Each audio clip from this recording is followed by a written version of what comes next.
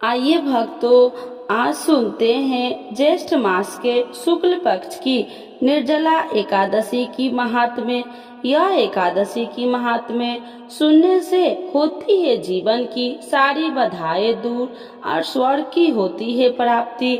तो एक बार बोलिए प्रेम से कृष्ण भगवान की जय, विष्णु भगवान की जय, लक्ष्मी माता की जय। एक समय महर्षि वेद व्यास जी महाराज युधिष्ठिर के यहाँ संयोग से पहुँच गए। महाराजा युधिष्ठिर ने उनका समुचित आदर किया, अर्घ्य और पाद देकर सुंदर आसन पर बिठाया, भक्ति पूर्वक उनकी पूजा की। जब महर्षि हर प्रकार से निश्चिंत होकर बैठ गए, तब भीमसेन ने हाथ जोड़कर उनसे कहा, भगवान, मैं बड़ी आपत्ति में पड़ा हुआ हूँ, दया करके आप मुझको इस आपत्ति से बचाए। भीमसेन की ऐसे वचन सुन महर्षि व्यास ने हंसते हुए पूछा, क्या बात है भीम, निसंकोच हो कहो।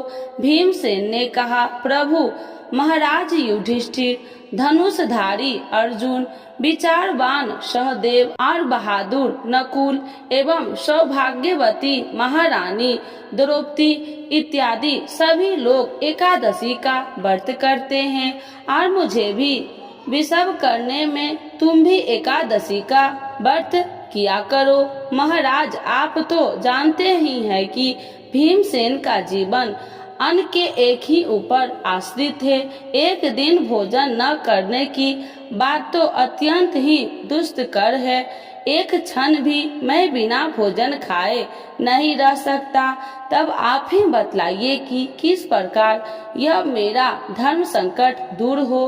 भीमसेन के ऐसे वचन सुन व्यास जी ने कहा, मानव धर्म की संपूर्ण कथा मैं तुमको सुना चुका हूँ, साथ ही साथ वैदिक धर्म की कथा तुम्हें समुचित रूप से सुनाई है, और यह भी बतलाया और समझाया है कि कली काल में वह समस्त धर्म कार्य करना असंभव नहीं हो तो कठिन और दुष्कर तो जरूर है। अस्तु मानव जीवन के कल्याण के नियमित एवं अंत काल में विष्णु लोक पाने के नियमित मास की कृष्ण पक्ष एवं शुक्ल पक्ष की एकादशियों का व्रत अवश्य ही करना चाहिए। बिना इन व्रतों को धारण किए प्राणी मात्र का कल्याण नहीं है। महर्षि व्यास के ऐसे वचन सुन भीमसेनी अपनी धर्म वीरता के कारण वेद के समान कांपने लगे और अत्यंत ही भयभीत होकर बोले,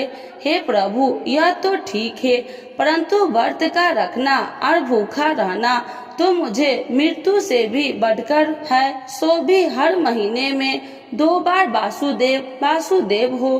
भगवान, अब आप कोई ऐसा व्रत बतलाइए कि जिसमें ज्यों त्यों एक दिन भूखा रहकर ही मैं पापों से मुक्त हो जाऊं। भीमसेन के ऐसे वचन सुन महर्षि वेद व्यास ने कहा, अच्छी बात है, मैं तुम्हें बताता हूँ, उस व्रत को करो। इस एक ही व्रत का पुण्य फल मास की समस्त एकादशियों से बढ़कर होगा। महर्षि के ऐसे वचन सुन भीमसेन प्रसन्न हो गए और हाथ जोड़कर कहा, हे प्रभु, कहिए और शीघ्र कहिए कि वह कौन सा व्रत है। महर्षि ने कहा, वह व्रत ज्येष्ठ माह के शुक्ल पक्ष की निर्जला एकादशी है। तुम श्रद्धा भक्ति समेत दशमी को सोते समय भगवान को प्रणाम कर उनकी मानसिक पूजा करो और हाथ जोड़कर अपने मन में इस प्रकार संकल्प करो कि हे प्रभु, कल मैं ज्येष्ठ माह के शुक्ल पक्ष की निर्जला एकादशी का व्रत करूँगा। मुझे शक्ति दो कि मैं अपने व्रत को पूर्ण कर सकूं। इस प्रकार प्रार्थना कर सो जाना। दूसरे दिन निर्जला एकादशी का दिन होगा। बिना खाए बिना पिए निराहार और निर्जल रहो, यहाँ तक कि आचमन इत्यादि में भी जल न ग्रहण करो। इस व्रत के प्रभाव से स्त्री हो या अथवा पुरुष, सभी के मदराचल के समान भीष्म और महान पाप भी अपयश ही नष्ट हो जाते हैं। इस व्रत में गौदान का बड़ा महत्व है, अर्थात गौदान अपयश करना चाहिए। अगर कोई गौदान देने की असमर्थ न रखता हो तो उसे पानी का भरा हुआ घड़ा, तांबा, पीतल किंबा मिट्टी का जिसमें थोड़ा सोना छोड़ नवीन वस्त्र में लपेट ब्राह्मण को श्रद्धा और भक्ति पूर्वक दान करना चाहिए। इस प्रकार जल दान देने एवं स्वयं व्रत समाप्त तक जल न ग्रहण करने वाले प्राणियों को एक एक क्षण में कोटि कोटि गौदान का फल प्राप्त होता है। उस दिन यह कार्य अर्थात यज्ञ दान एवं जपादि कार्य करने वाले को अच्छे फल की प्राप्ति होती है। इस प्रकार श्री कृष्णचंद्र जी ने स्वयं कहा है, अस्तु फिर दूसरा पुण्य कार्य करने की आवश्यकता क्या है। विष्णु लोक की प्राप्ति इसी निर्जला व्रत के ही द्वारा हो सकती है। इस दिन फलाहार करना चाहिए।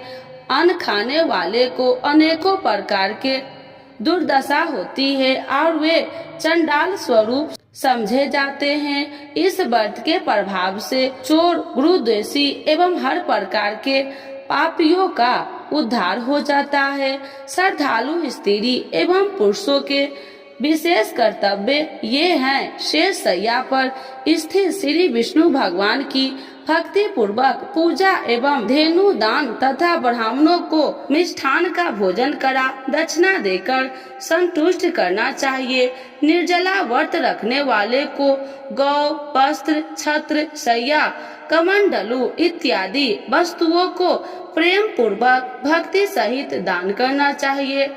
उपाहन दान करने से स्वर्ण गमन के हेतु सुवर्ण भूषित रथ प्राप्त होता है और जो इसको भक्ति पूर्वक श्रवण करके कीर्तन इत्यादि करके रात्रि जागरण करते हैं वे मनुष्य बिना विघ्न के स्वर्ग को प्राप्त होता है। तो एक बार बोलिए प्रेम से विष्णु भगवान की जय, लक्ष्मी माता की जय, निर्जला एकादशी माता की जय। आज जानते हैं निर्जला एकादशी 2024 कब है, तिथि, शुभ मुहूर्त और पूजा विधि।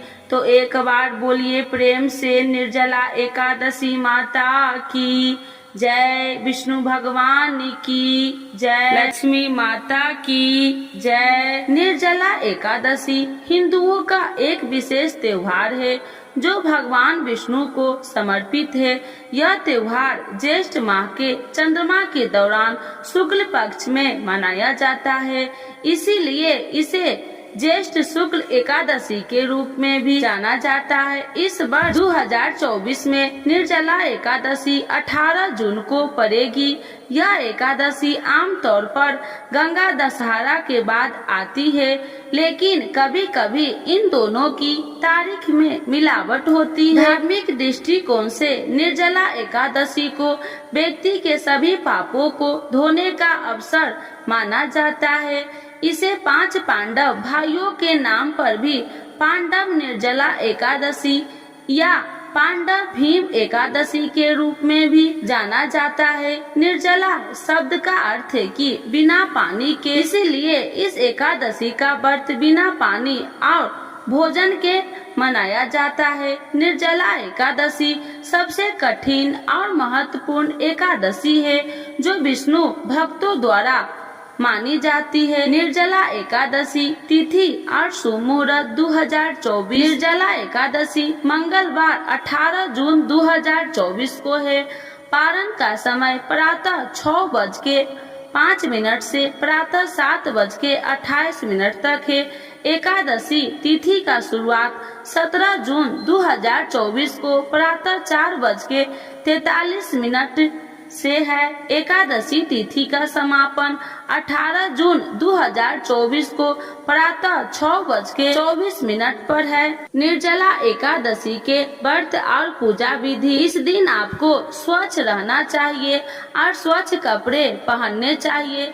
निर्जला एकादशी के दिन सुबह स्नान करके सूर्य देव को अर्घ्य दे।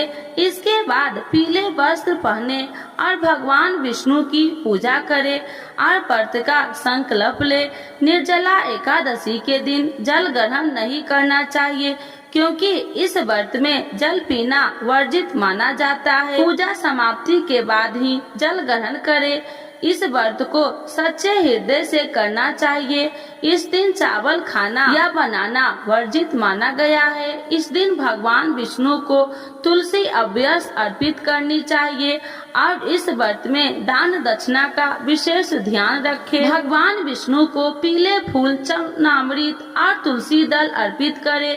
साथ ही भगवान विष्णु और माता लक्ष्मी के मंत्र का जाप करें।